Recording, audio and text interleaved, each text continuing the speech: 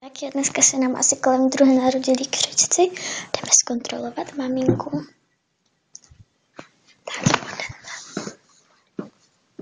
Nikolko.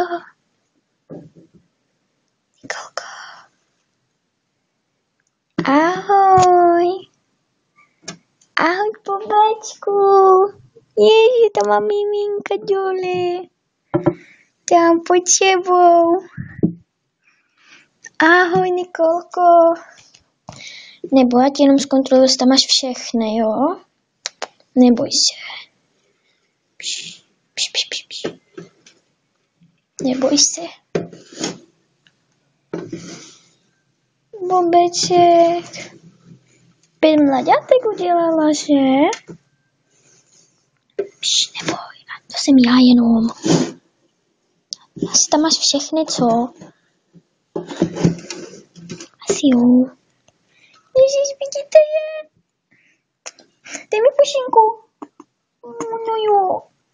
Tak běž za malýma, jo? Ježíš, vidíte je? 1, 2, 3, 4, 5 a na oni jsou tančoví.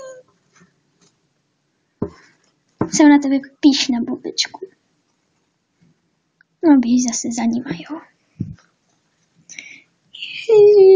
Nebo počkat. Pěti, a některé sežral už otec, ale oni jsou tak nuninko. No prostě nuní, že? A ty jsi naše šikovná holčina. Běž za nima, jo? Auj. Tak, pusinku ještě. Pusinku. No jo.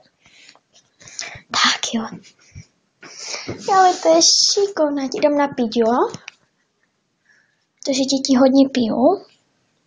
Nechceš napít? Ne? Tak ne. Tak jo.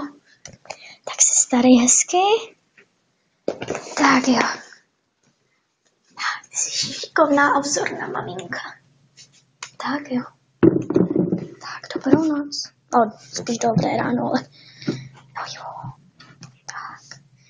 Ty jsi šikovná. Hele, tam máš mimina.